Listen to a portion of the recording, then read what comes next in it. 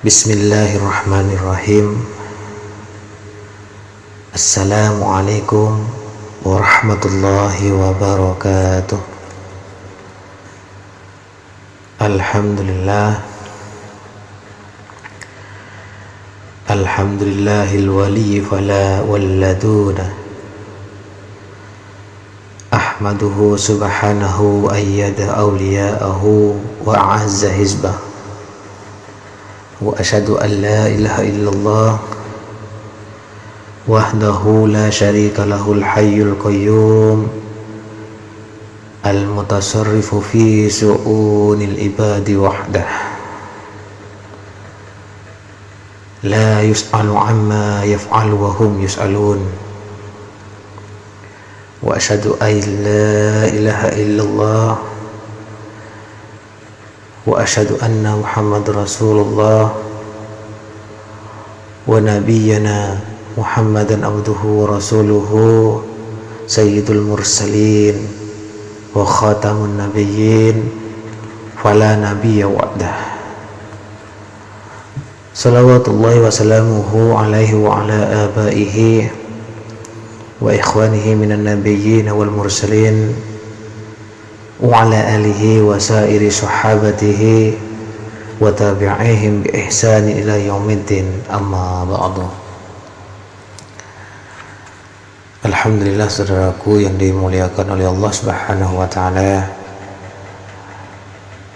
Kajian untuk hari ini tentang introspeksi diri. Ada sebuah nasihat yang sangat mendidik dan sebuah jalan yang baik dan lurus dari seorang khalifah yang lurus. Ia menggambarkan jalan kesuksesan dan cara untuk membimbing diri pada jalan yang lurus. Beliau adalah Amirul Mukminin Umar bin Khattab radhiyallahu anhu berkata, perhitungkanlah diri kalian sebelum kalian diperhitungkan. Timbanglah diri kalian sebelum kalian ditimbang. Dan bersiap-siaplah untuk menghadapi pertemuan terbesar di hadapan Allah Subhanahu wa taala. Yaumaidin tu'raduna la takhfa minkum khafiyah. Pada hari itu kamu dihadapkan kepada Tuhanmu, tiada sesuatu pun dari keadaanmu yang tersembunyi bagi Allah Subhanahu wa taala. Al-Haqqah ayat 18. Dahulu setiap malam hari tiba, beliau radhiyallahu an selalu memukul kakinya dengan tongkatnya yang disebut durrah, sambil berkata pada dirinya, apa yang telah engkau perbuat hari ini? Dan inilah memang jejak orang-orang terdahulu dari kalangan salaf. Mereka selalu mengintrospeksi diri mereka hingga sempurnalah keyakinan mereka dan mencapai derajat orang-orang yang dekat dengan Allah Subhanahu wa ta'ala. Dengan perkara melawan hawa nafsu, introspeksi diri atas kesalahannya, menimbang amalannya dengan timbangan yang adil dalam setiap tindak tanduknya, mengambil langkah mempersiapkan diri untuk menghadapi pertanyaan di hari kebangkitan dan di hari pertemuan dengan Allah Subhanahu wa ta'ala yang tidak akan tersembunyi sedikit pun darinya segala amal perbuatan hambanya. Ia maha mengetahui pengkhianatan mata dan apa yang dia dirahasiakan hati. Hal ini semua mengandung jalan pelurusan yang benar untuk mencapai kebahagiaan dan jalan menuju dan menuju tempat yang abadi dan kenikmatan yang abadi, yaitu surga, yang mana akan bernaung di bawahnya orang-orang yang bertakwa saja. Tetapi di manakah jiwa yang mau melakukan hal ini? Mana orang yang mau membawa kendali dirinya, menyendiri dengannya, memarahinya dan menahannya dari perbuatan dosa, memperhitungkannya atas setiap perbuatan yang baik dan buruk, lalu ia bersyukur kepada Allah atas taufiknya. Ia dapat berbuat kebaikan dan memohon ampun serta bertaubat atas kemaksiatan yang ia lakukan. Kemudian ia tidur dengan hati yang lega dan jiwa yang gembira. Maka saudaraku, jika ajal menjemputnya di tengah tidurnya itu, ia meninggal dalam keadaan terbaik seperti yang ia harapkan. Dan jika ia bangun dari tidurnya, ia akan lebih bersemangat karena ia telah memperbaiki dirinya, menyadari kesalahannya, dan menyibukkan diri mencari kekurangannya untuk ia benahi daripada mencari kekurangan orang lain. Ia termasuk orang-orang yang disebutkan oleh Nabi Sallallahu Alaihi Wasallam dalam sabdanya, "Tuba liman afsakal fadlah min qawlihi wa malaka alaihi lisanahu wa syagalahu aibuhu an uyubin nas."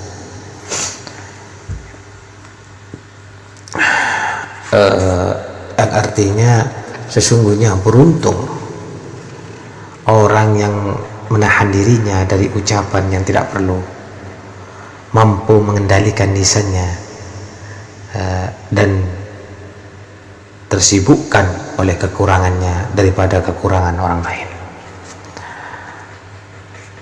Saudaraku, di manakah para manusia ada orang yang mengagumkan seperti tokoh panutan dalam introspeksi di semacam Abu Darda radhiyallahu an, yaitu sahabat Rasulullah sallallahu alaihi wasallam,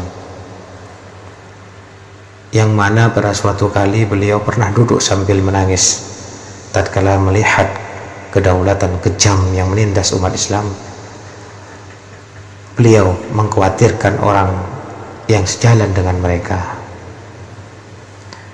seraya berkata, memberi jawaban atas ucapan seseorang, "Wahai Abu Darda, engkau masih menangis di saat Allah memuliakan agama Islam dan pemeluknya." Beliau berkata, "Sungguh celaka engkau, betapa hinanya manusia di hadapan Allah tatkala mereka menyia-nyiakan perintahnya saat mereka menjadi kaum yang kuat dan berkuasa. Mereka telah meninggalkan perintah Allah dan akhirnya seperti yang engkau lihat saat ini." Saudaraku, sangatlah tepat jawaban ini. Atas dasar inilah beliau menerangkan sebab kehancuran dini yang dialami oleh tentara-tentara Islam di negara-negara taklukan.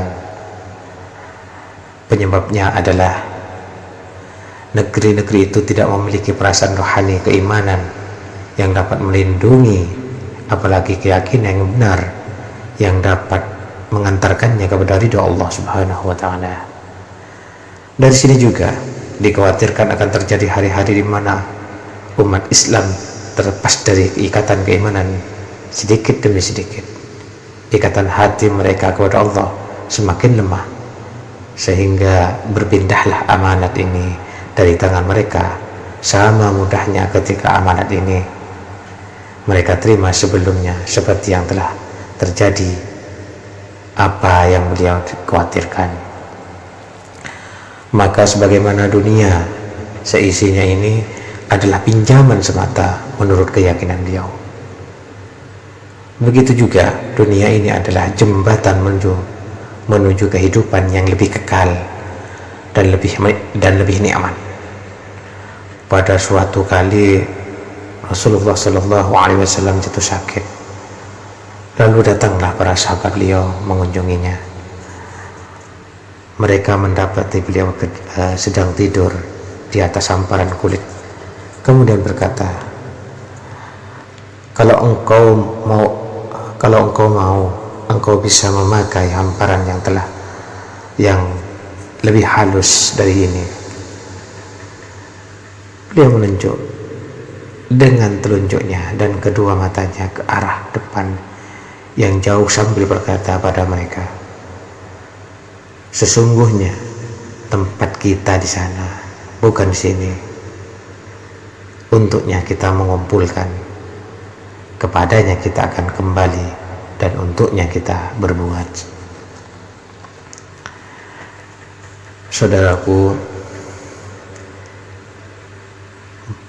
manakah di kalangan manusia ada yang mengagungkan seperti Abu Talhah radhiyallahu an, yaitu sahabat Rasulullah juga, yang mana tatkala ia disibukkan oleh kebunnya hingga lalai untuk salat berjemaah, setelah itu beliau keluar dan telah menyedekahkan kebunnya karena Allah sebagai tanda atas introspeksi dirinya dan mendidiknya.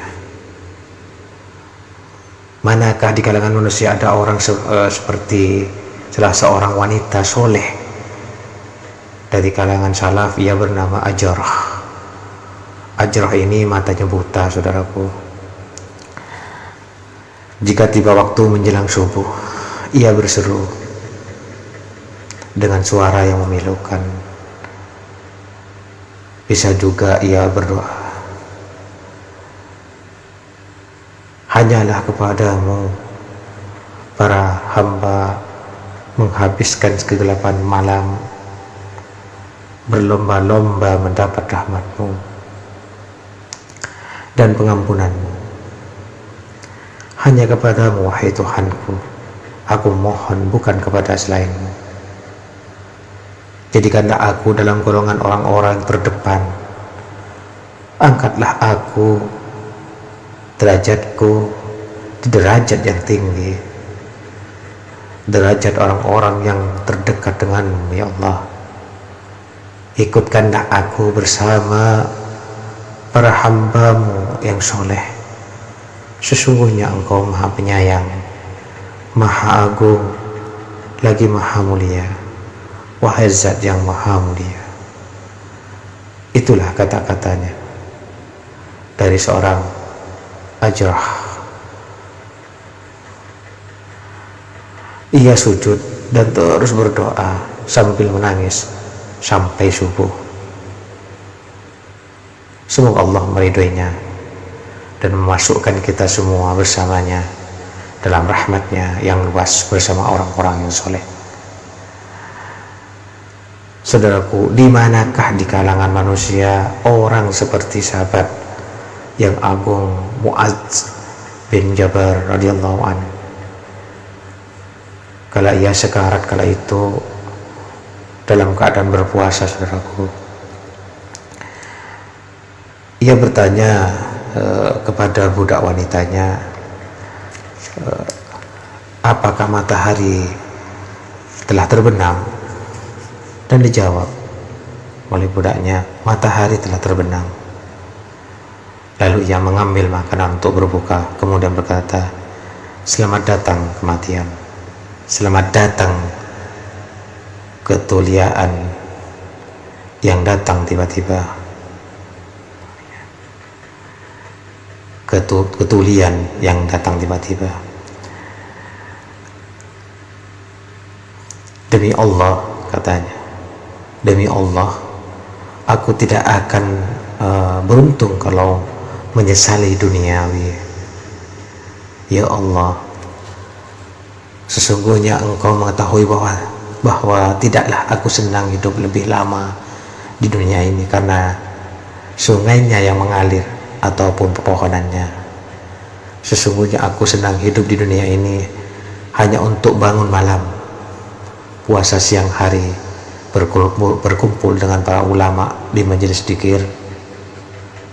Betapa rindunya aku pada hal itu. Lalu ia mengulurkan tangannya seakan-akan menjabat tangan maut, dan dia tak sadarkan diri sambil berkata, "Selamat datang kematian, kekasih yang datang secara tiba-tiba." Lalu berangkatlah Mu'adz ke hadirat Allah Subhanahu wa ta'ala. Lalu di mana ada orang di kalangan manusia yang telah berlalu jauh untuk mengintrospeksi diri, mengambil pelajaran, mendengarkan Al-Quran yang menceritakan tentang kehidupan orang-orang yang lalu dan menampilkan cerita-cerita orang-orang yang zalim dan lalai dari Allah Subhanahu wa ta'ala. Lalu dia mengambil pelajaran dari perjalanan hidup mereka, mengintrospeksi dirinya atas keburukannya karena takut ia akan mengalami seperti mereka.